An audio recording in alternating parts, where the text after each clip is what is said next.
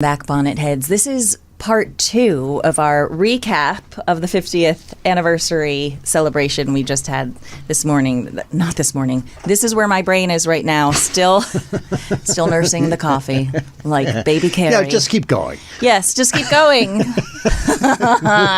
Anyway, yeah. I am here. I'm Pamela Bob, your host, creator of Living on a Prairie, and moderator for this weekend's, co-moderator for this weekend's event. Here with #imaginary boyfriend Dean Butler. I don't have a new funny original line for you because we're working on no, that works. Little Sleep. Yeah, Little Sleep. No, listen, we and of course we're normally here with our friend and co-host or compatriot Allison Arngren.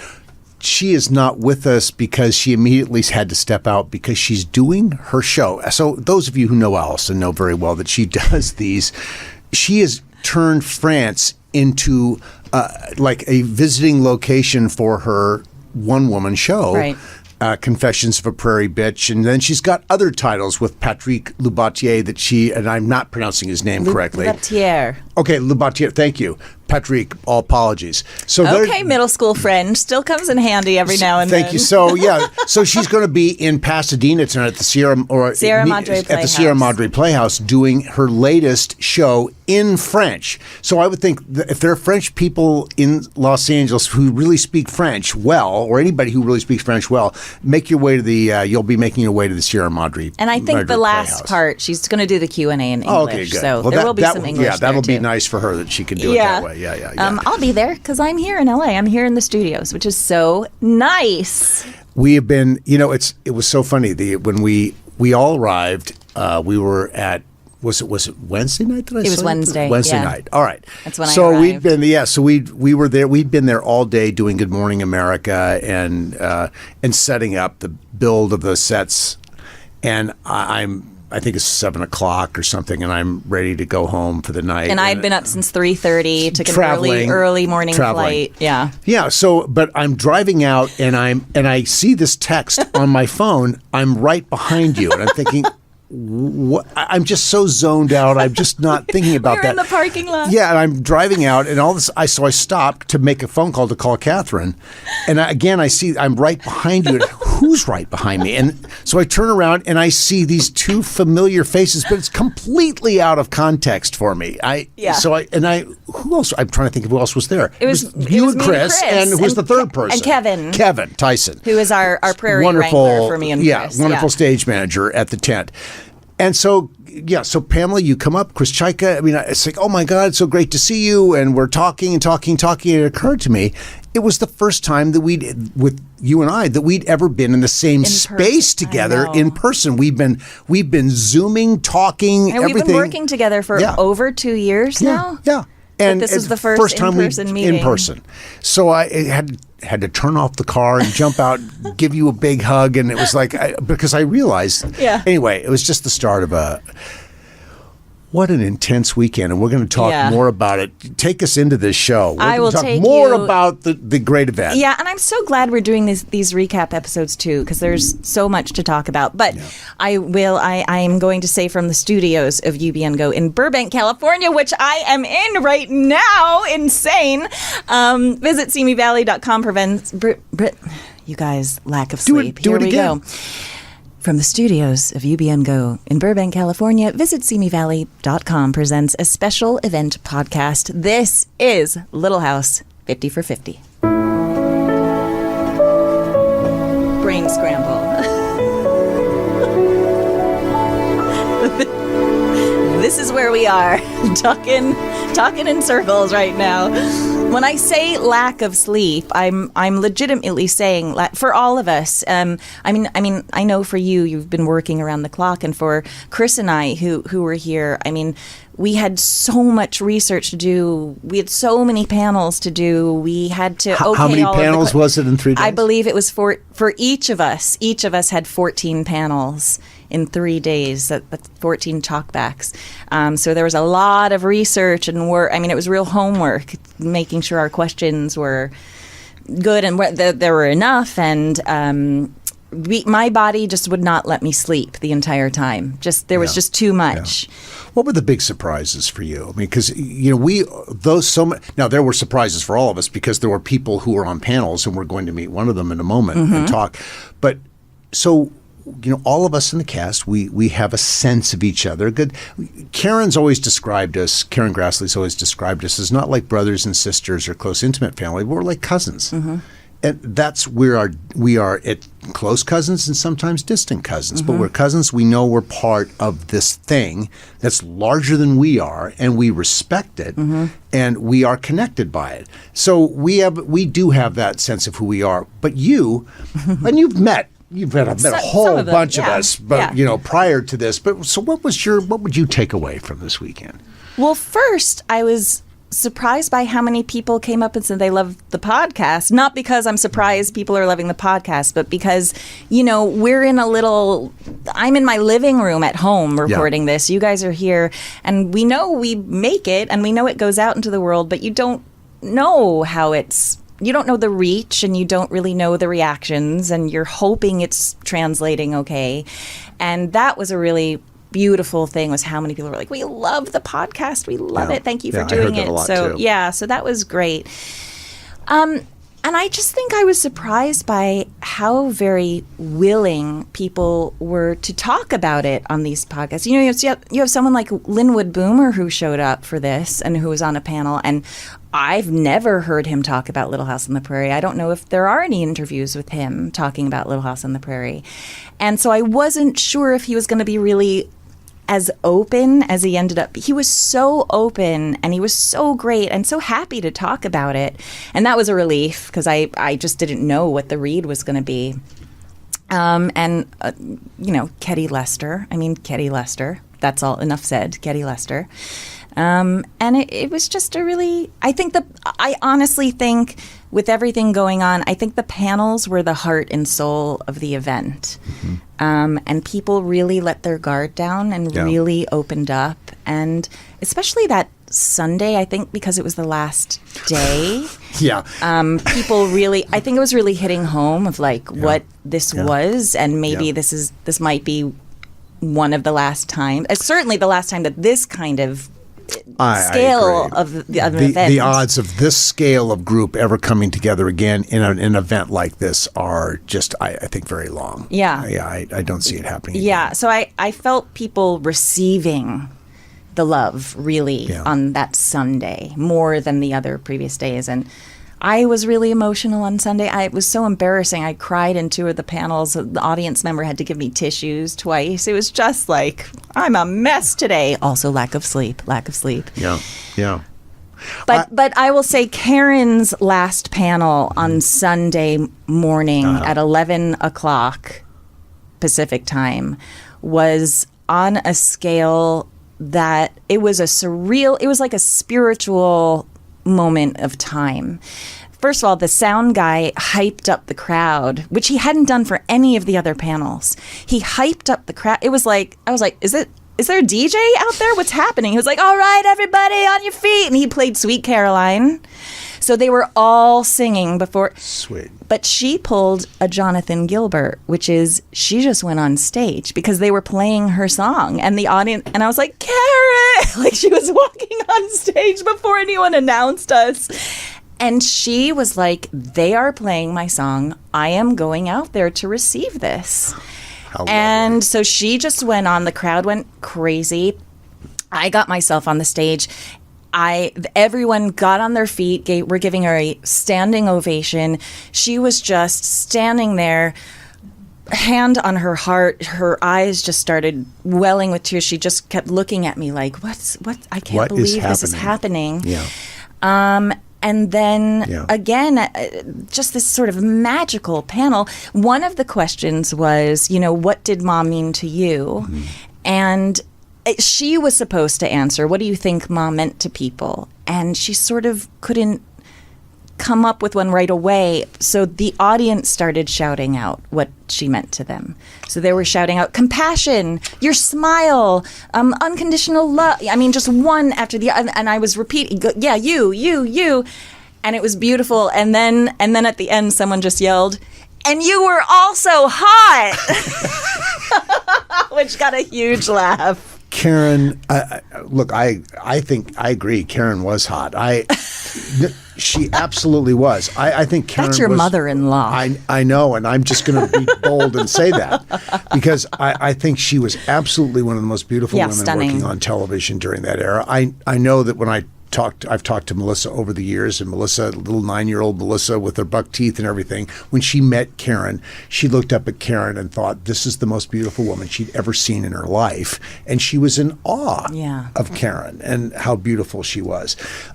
We have, I want to do a quick little announcement for our sponsors. Our sponsors. And then we're going to bring in someone who had some really lovely connection. She and her sister had some wonderful connection with Karen this weekend. So, Visit Simi Valley, California invites you to see the place where it all began.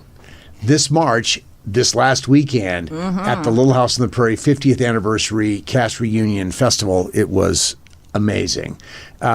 People did discover Simi Valley, some of Simi Valley's stories from presidents to pioneers.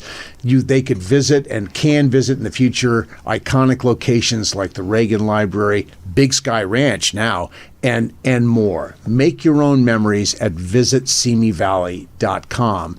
So we are also so grateful for the companies that helped us put this together. Alexander GMC of Simi Valley, Golden State Water Company, Marketingscape, Strathern Historical Society, WM, formerly Waste Management, and Vista at Simi Valley Assisted Living. And a whole other group which we'll mention in a moment. This was such a incredible community effort in Simi Valley. Not only the Simi Valley Chamber of Commerce, who drove the event from the beginning in concert with a committee of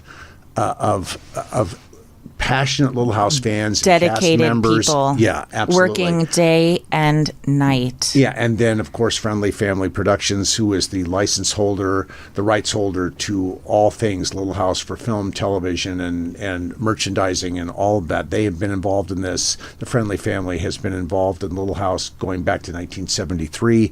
They were very involved in this as well. It was a huge team effort. Our artists, Eric Caron from Canada, who drew the plans that became the recreations of our sets. Orlando De La Paz, who painted every bit of. He painted so many things. But if you got on the Big Sky tour, you saw all of his facades that he painted. Just a beautiful job, and he was assisted in that.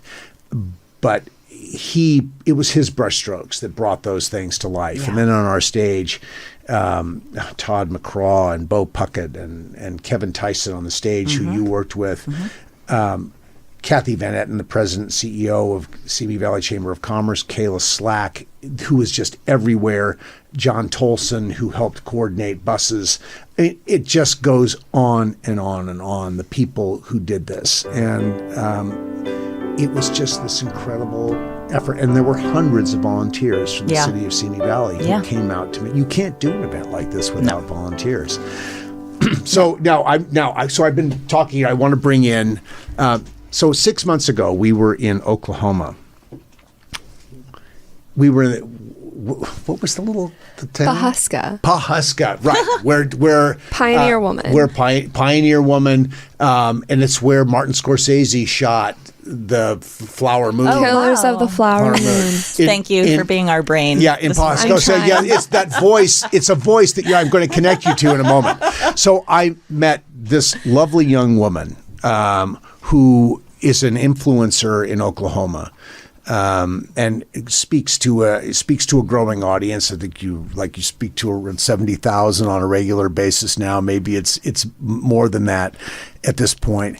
But she came up to me and she said, Dean, or Mr. She started with Mr. Butler. Yeah, she started with Mr. Butler. I've been looking at your social media presence, and you really don't have any.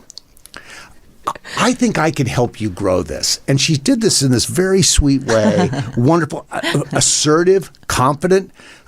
I think we can grow your presence online, and I want to help you do that. And I'm listening to this and thinking, well, I'm certainly not going to do this because this is like a different language to me. But I said to Jennifer Brayler, as she's sitting across from me in a little meeting in a kitchen in Pawhuska, I said, okay, let's give it a shot. And we've been working for 6 months, and I want to introduce Jen Brayler, who is my social media director.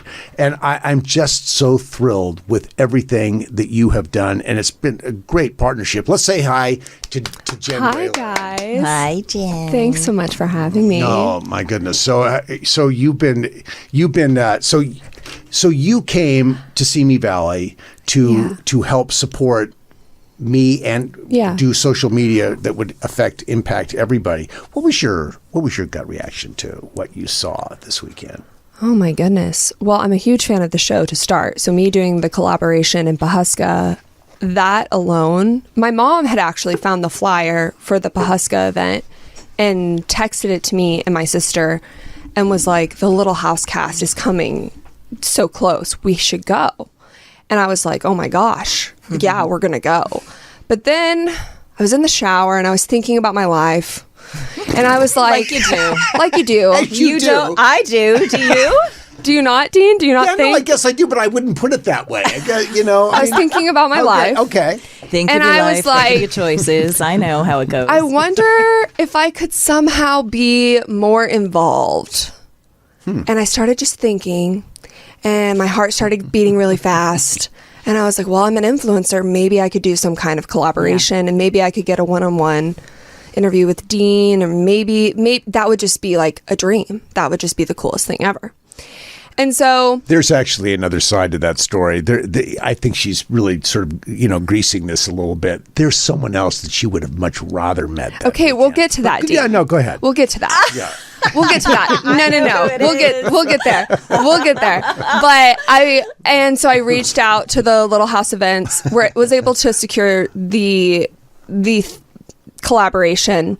Right. I didn't know how much time I was going to spend with cast. My expectations were kind of like, I was trying to keep them low so I wasn't disappointed. My husband came with me, and I was just so nervous to meet all of my childhood heroes. Yeah. Because you never know. They say never meet your heroes, right? That's what they say.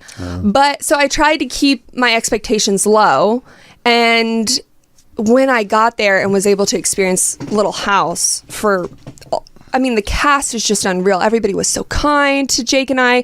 And Olin and my husband Jacob are like the best friends. Like, Olin was so sad that Jake wasn't able to come out to California. Heartbroken over it. But when we got to anyway, I'm sorry, I'm rambling. You're a little digressing. Bit. I'm getting there. Yeah. Sorry. We're on 4 hours sleep collectively. Yeah, no, I understand. Yeah. But I feel like this backstory is important. Of when I finally did get the job with Dean and I convinced him to hire me, and I said, just give me a chance. Just give me a shot and let me prove myself to you. And so it went from me just being a fan to me flying out here to California, working with Dean one-on-one, and meeting basically the entire cast. Yeah. And I was floored. My heart was racing. I was so excited. There were so many people I was so excited to meet, including Linwood, which when Dean and I, this is what we're going to talk about. Linwood. That's all I hear all weekend. Linwood. That's not true. Oh, no. I mean, it is true. He just made He's a little jealous. He just made the first appearance ever. So there was. I feel like Dean's a little jealous. Yeah. Fine. But I know. Don't mention Bunny and don't mention Linwood. That's what I've learned about Dean Butler. But we're at the table. Dean and I are at the table. We're setting everything up. And Linwood walks in and I go, Dean. Oh, stop it. That's you, Dean. I know, I'm it's my so bad. glad it wasn't me. My bad. I said, go ahead. okay, I'm going to start again. Be Linwood calling. It was not Linwood. So Dean and I are sitting at the table and Linwood walks in and I go, Dean, Linwood's here. So this was one person that I was very excited to meet.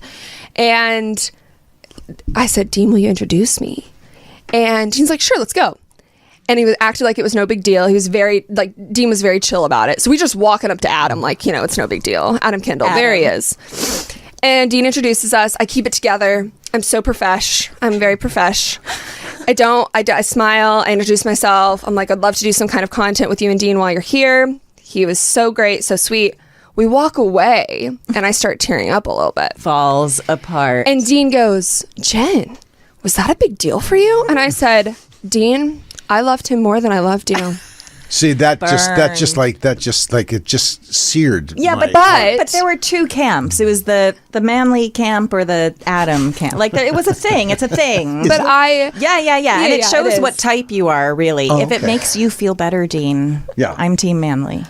Oh, there you go. But I was always more of a Mary. Thanks. Yeah. I was always more of a Mary, and my sister was always more of a Laura. Okay. And I explained that to Dean, and he was like, okay, that doesn't hurt as bad. But then he tried to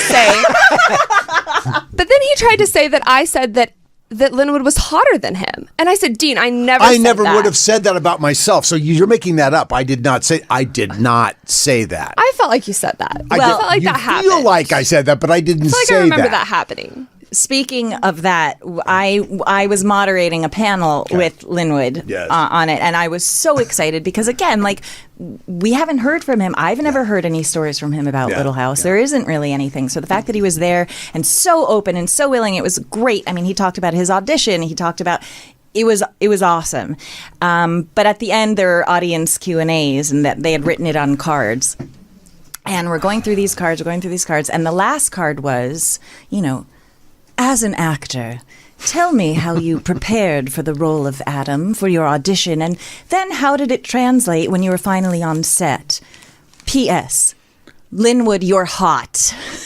HAWT with a heart. Yeah. And the crowd went nuts. It was hilarious. But after the panel was over and we went, off the stage back into the tent green room, Linwood's wife was there, and she was like, "Oh my God, I can't believe her. Our kids are going to go crazy." And I said, "Do you want the card here?" She was like, I can take the card. Can I take? She was taking pictures of it. She was so cute. I have to send this to my kids. And I said, "Here, you can have the card." She was, I can have the card. She was like, "I'm going to frame this when I get home." So, she's like, "The kids aren't going to believe it." So it was very, very funny. He's, and my memories of Linwood on set were that he just had this ease about him being there. I was constantly filled with anxiety about, am I going to do this right? Is it going to be okay? Am I making people happy?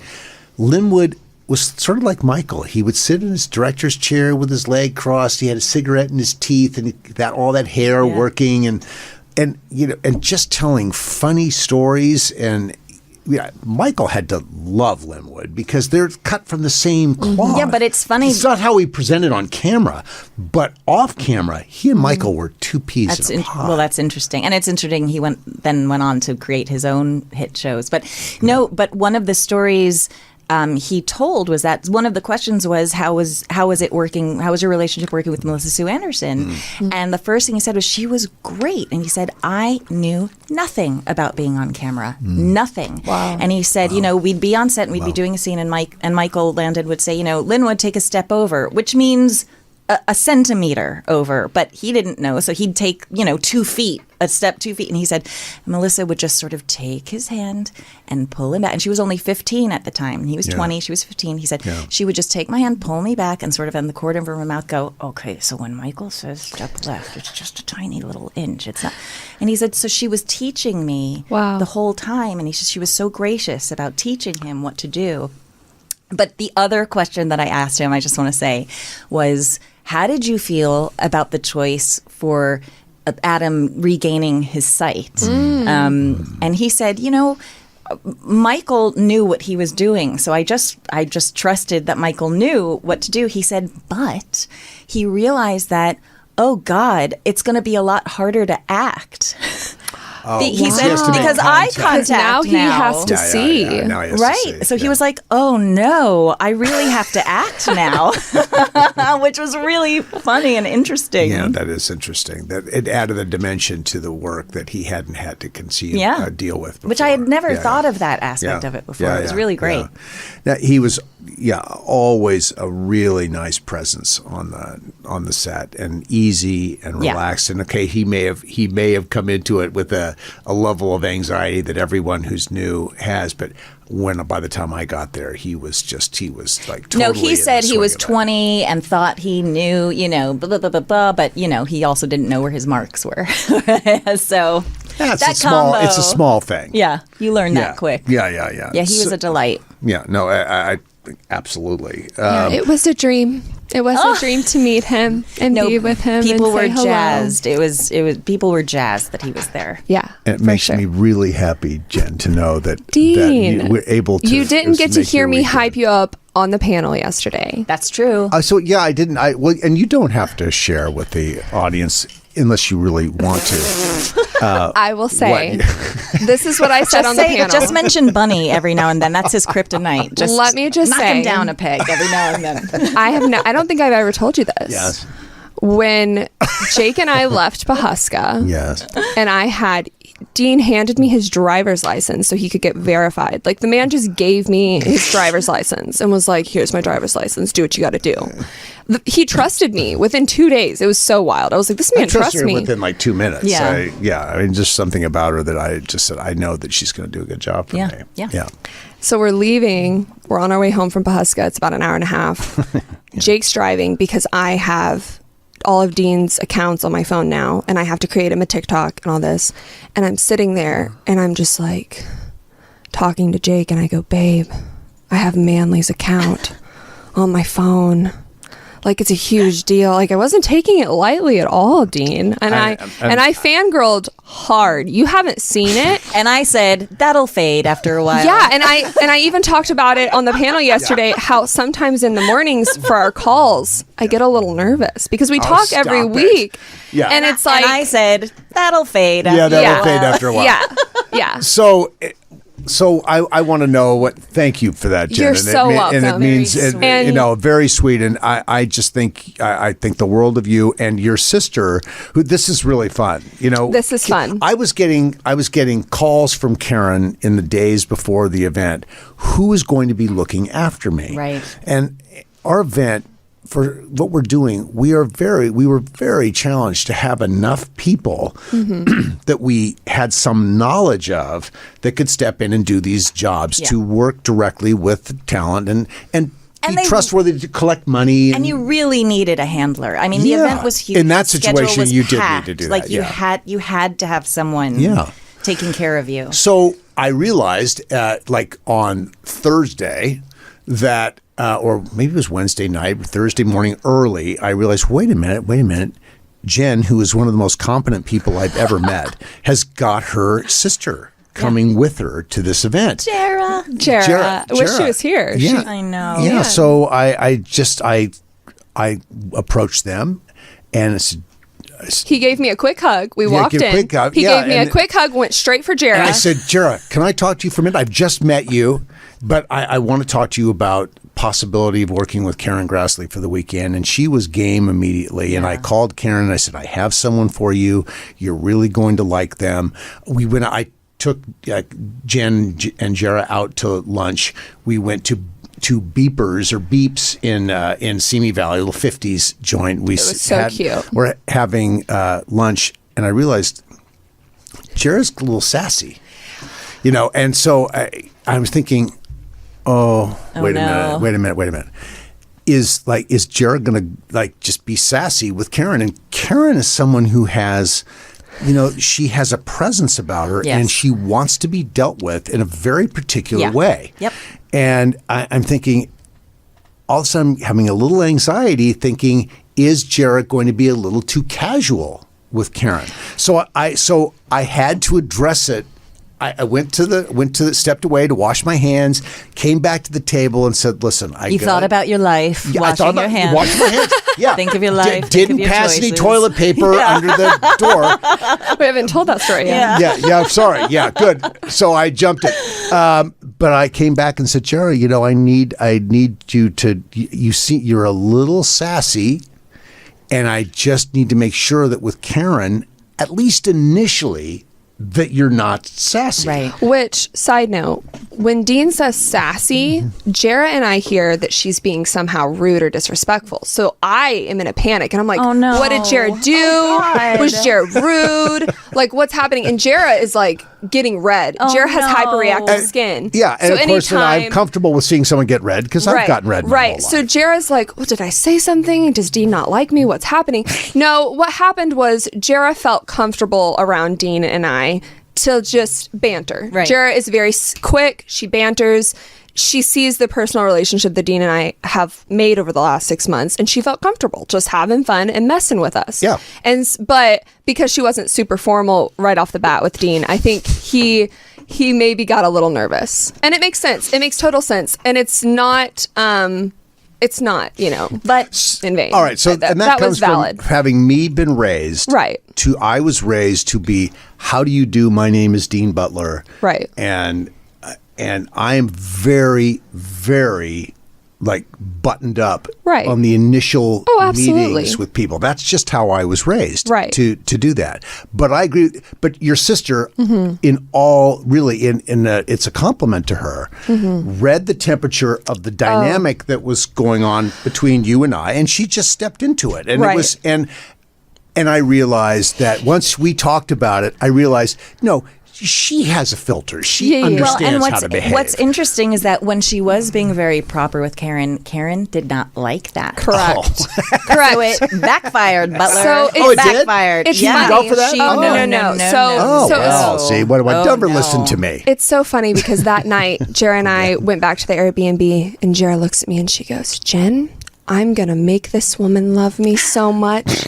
And Dean is just going to be blown away. And she did it. She did. She was did it. amazing. Yeah, absolutely. Karen was absolutely obsessed Yeah. with Jarrah. Yeah. Jarrah was and awesome. was on her arm the entire weekend. It's great. And made so many memories. And Jarrah was like, Jen, I get to take care of Maul. Yeah. Like, what a sweet time. I'm over here taking care of Manly, and she's over there taking care of Maul. Right. And it was a dream come true You for two us. old fogies. No. But it was Karen came up to me afterwards when she was done yesterday, and she just said, "What a beautiful weekend!" And Jarrah was Good. amazing, and she was delighted. That was very important to me that Karen feel good. Yeah. coming out of a weekend like this. She told me, she said, I like Jarrah because, she's a little spunky, and we need See? that. There you go. We so need it's all wrong, like so Butler, wrong was I. Yeah. So good. And you know what? It's funny. I mean, Karen, once she comes in very formal, but once Karen relaxes with somebody, Yeah. she can She's get a little fun. salt. She can get a little spunky too. yeah. She's So, fun. Yeah. She's so fun. And yeah. we made a lot of memories. There's a video that you can see on my Instagram of her taking a video with Jarrah and I and dancing. We're doing a little dance, and she just starts singing. She starts singing Sisters. Oh, yeah. From White Christmas. And Jarrah and I grew up watching all of these musicals because, like I talked about in the panel, we haven't even talked about the panel, Pamela. We're going to in just a moment. Okay. Let's do this Perfect. quick announcement. Visit Simi Valley, California. Invites you to see the place where it all began. And it just happened this last weekend at the Little House on the Prairie 50th anniversary. They're going to be with us. Visit Simi Valley is going to be with this podcast for at least another 13 weeks or so. Yes, 13,000 more episodes That's to go. right. So, listen, in Simi Valley, discover our stories from presidents to pioneers. Visit iconic locations like the Reagan Library and more. Make your own memories at visitsimivalley.com. We are so thrilled that we had them with us. Oh, Sponsors. Well, yeah, the other sponsors. And we were so fortunate to have Cozy TV, who is there are many groups, many companies that air Little House right now, but Cozy TV in basic cable is one of the primary distributors of Little House, and they were our media partner and a fantastic team in New York, headquartered at 30 Rock. They did some beautiful packages for us, interviews with cast members and so on. They were wonderful. We loved working with them. And all of our sets were moved around by a company called Rodex that we met through Todd McCraw, our technical director. Modern Prairie, of course, is Melissa Gilbert's wonderful lifestyle company for women. They were there at our event. Price Ford, City of Simi Valley, Adventist Health, Simi Valley. These groups were all, and there were so many more. We're so grateful. The event was a success. We're going to do postmortem on this, but I think it feels like we did a good job. One sad thing that happened was on Saturday morning. It was pouring rain. But we didn't have nature. Or we didn't have the weather on our side. They had to postpone the bus tours those. It was really upsetting that those people that had morning tickets for the bus tour were not able to do it. Amongst them, the Landon family. Yes, exactly. Well, and of course, that gives me the opportunity to talk about Big Sky Movie Ranch, who is another one of our sponsors. Big Sky was the home of Little House through the 10 years on the air. Michael had shot Bonanza there. Hundreds and hundreds of television shows, commercials, feature films have been shot at Big Sky Movie Ranch through the years. Their property manager, Rob Frank, was incredible working with us. Nick Kennedy, who runs a tractor excavation company in Simi Valley, helped us spread 650 tons of material on the road, the Big Sky Movie Ranch Road in the Walnut Grove part of the property, in order to make it stable for buses. But when the rain came, it didn't matter. Sad. The rain, when the rain roads comes are to just Simi, too muddy for the buses to you get can't up. do it. And it was this way 40 years ago too. Yeah. When when it rained, it was cover call time. We were going somewhere else because there was no way to get in there.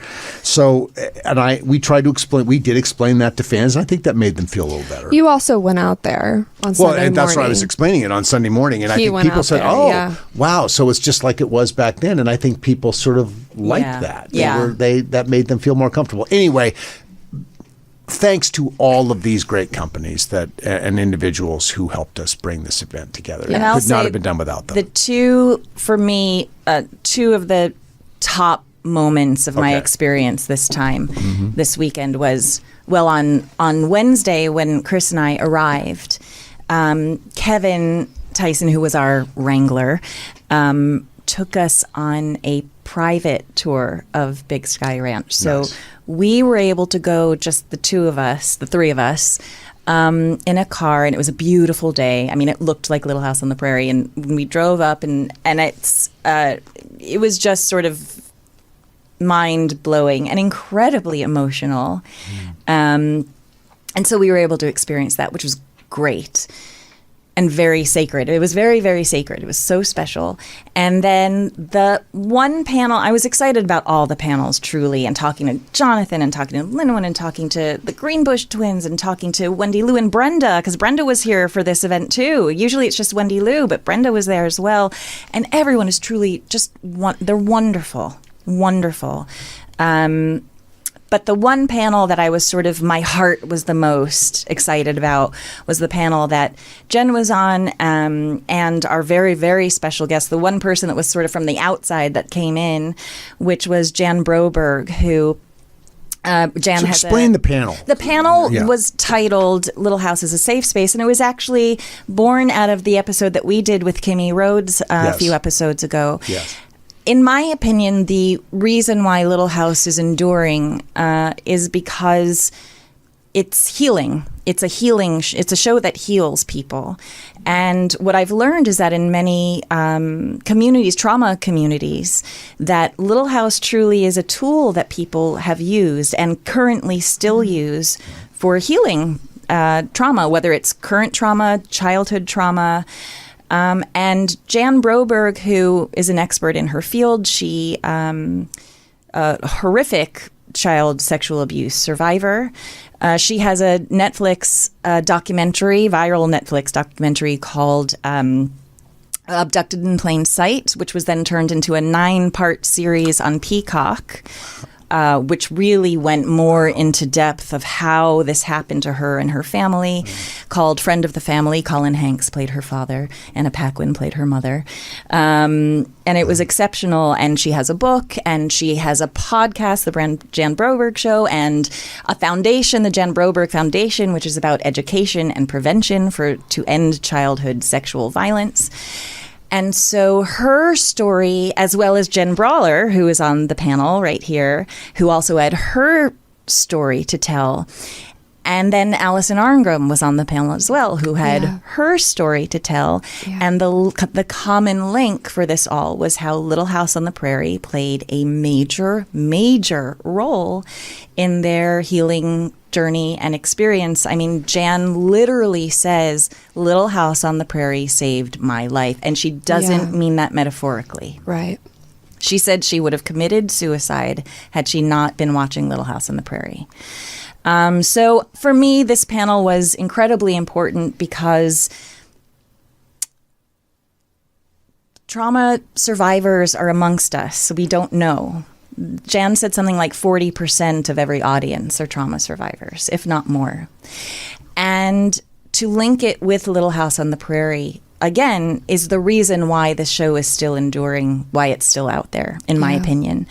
And the impact that this conversation had on this audience, which, by the way, the audience was packed for this panel. It was as big as Melissa Gilbert's audience. I just think that's awesome because I had no idea that these kinds of stories would resonate. I mean, you know that because over the years, people have approached us, Right. always and telling us stories about their lives. So Jen, this is part of your. This is definitely part of your connection to it as well. Yeah. So I grew up in a very strict denomination, and we call it legalism, which is where when you add man-made rules to the Word of God and expect others to follow them or yourself to follow them, it's also saying that you somehow have to work for your salvation. When basically my whole life I was trying to pay for what Jesus already paid for. And so for me, it was that aspect of it. Growing up, I was only really allowed to watch so many shows, one of them being Little House. Right. And then the Waltons, I Love Lucy, all the favorite musicals that I was talking about earlier, because they were older and just more censored, I guess you could say.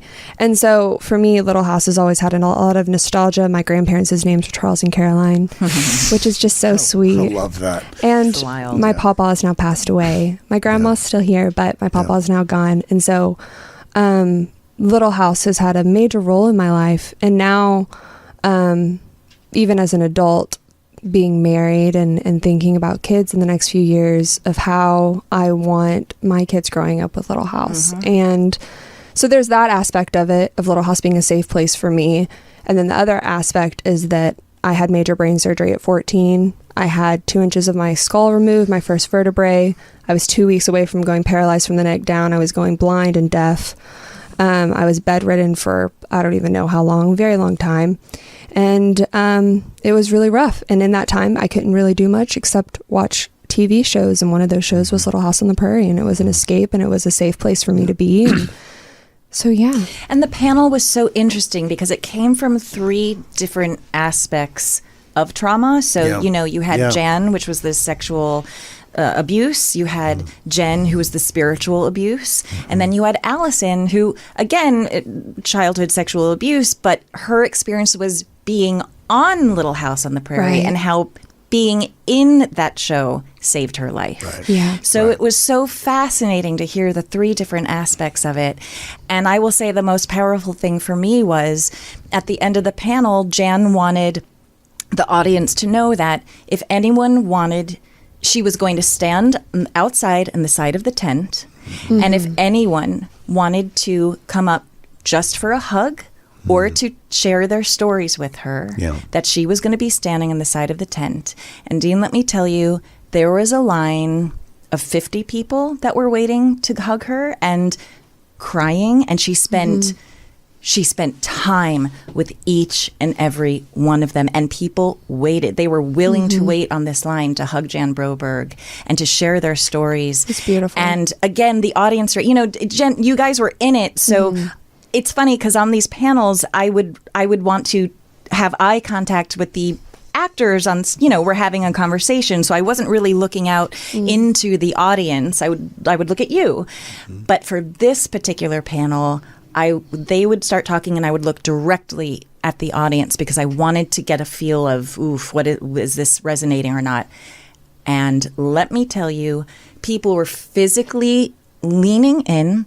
You could hear audible or yes, or across the board, and not a single person left. And it was so powerful. It was one of the most powerful experiences I had this weekend. I agree. I had so many people come up to the table to talk to Dean, but while they were waiting on Dean, they were just crying and talking to me about the panel. I had one girl come up to me after Dean's panel, and I was sitting at the side because I'd been getting content for him, and she wanted to talk to me, which was it's so weird. Like, I'm like, we're here for Dean, whatever. And she's physically could not speak and just bawling, and was like, all she could say was, I thought I was the only one that felt this way. Yes. And that's the whole mission of it. People always feel like they're alone in these situations because you're so isolated by the shame of it, the embarrassment of it. You don't want to acknowledge that there's a problem in your life. No one does. Right. And this is so powerful that people can talk about this. And I think this is one of the idea that we can communicate more openly with each other, that people don't have to live in shame, that they don't have to live with embarrassment, that they can, if you can get it out, you can free yourself of it and move on. Which is the whole point of sharing your stories, right? Yeah, I think Little House has been so great at just creating an environment where that can happen. And this panel that you did, and I know you jumped on this panel. This was the one that I was like, no, this has to happen. Yeah. And Jan, I mean, she's a hero of mine. She truly is. And we're going to have her on the show, so she'll be able to tell her story. Great. She's great. But Jen ended it on the best note it could, because things get dark, like they get serious. It was heavy by the end of it. And I felt like there was just something a little bit missing. And I, at the end, I was just like, I want you to know that if you're here and you're hurting, no matter what you're going through, the reason we are all here is to let you know you're not alone. Right. And Little House can be a safe place for you. And just like, thank God for Little House. Thank God for this community of people that love each other so much, and that people can have a safe place, and you're not alone, and you deserve to be heard. The safe place, the safe place goes on, and this podcast will go on throughout this year and possibly beyond, depending on how people continue to react to it. They're loving the podcast. Jen, so many positive words yesterday about the podcast. Really amazing. And I'm just so touched by that. I really am. Jen, thank you for being here, for helping this weekend, to help make this weekend successful. Pamela, thank you for you and Chris Chaika flying out from New York. It was an honor. It was crazy and chaotic and stressful and wild, but it was also exhilarating and incredible, and like, I'll be processing this for a very long time. Oh, and I also, just one more thing. Okay. This is the only place on the planet where I was sort of a little celebrity because... And this was another thing that really took me by surprise, is that people would come up to me, we love living on a prairie. We love living on a prairie. Like, what's happening with living on a prairie? And I had a table there and a booth, and I wasn't selling anything. I just had stupid Nelly wigs and Laura wigs and, photo op moments. And, I had postcards with a little quiz on it on the back where you could take, are you the biggest bonnet head quiz? And people were so involved, and they were so lovely. And I just want to thank people, because you really made me feel so special. And again, we never know what our reach is. We do these things. Right. They go out into the planet, and you have no idea if it's resonating, and if even people are watching it. So thanks to everyone who came up to me during the weekend too. You have no idea how I appreciate the support. Very sweet. Little plug for myself. Absolutely. Before you wrap us up, Dean Butler does not take enough credit, and he is one of the most humble men I've ever known. And last night, he stayed until I don't even know, 8 o'clock. No, he was there later because I forgot something in the green room, and I came back. It was 9:30 or 10, and I walked in. I think I rolled out at 10. And Dean was there, and I went, 10, what are you doing here? First, he said, what are you doing here to me? And I went, what are you doing here? Yeah. That he stayed until 8 o'clock meeting people. He did not cut his line. He wanted to make sure every single person was taken care of. And then we had a great conversation afterwards, but he doesn't take enough credit, and he's very humble about it all. Jen, I think actually I've gotten way too much credit for this. People have been so wonderful about it. And I think it's because we've done all the social about the event that people have connected. But that's sort of a leading edge of this.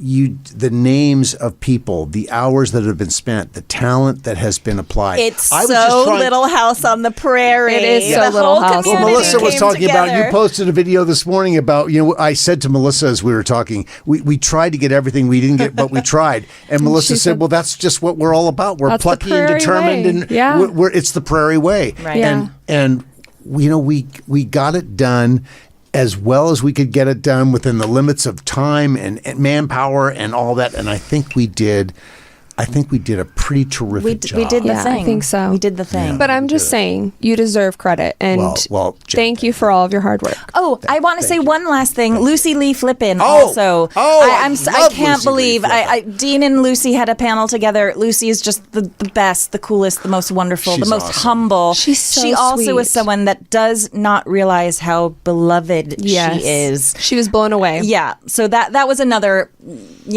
high for me. Great. Had to plug Lucy. I adore her. I always have. And we can talk more about, we've had Lucy on. We'll Yeah. have her on again. Yeah. I'd love to have her back to hear what she thought Her about this experience. weekend. Yeah, because Yeah. I think she had a really great experience. So many here. people lining up to see her. Oh, yeah, absolutely. It was beautiful. We will be back with another edition Who knows what's of next? The Little House. But Maybe who we'll have knows? slept next time beforehand. I certainly hope so. Take us out. Thanks, everyone, for joining us. We'll be back next time for Little House 50 for 50. Oh, you can join us on socials. You go to our website, www.littlehouse50podcast.com. That's where you can hook up with everything, our social media, our merch store, or blah, la, la, la, la. You get the drift. We're tired. We're going to go to bed now.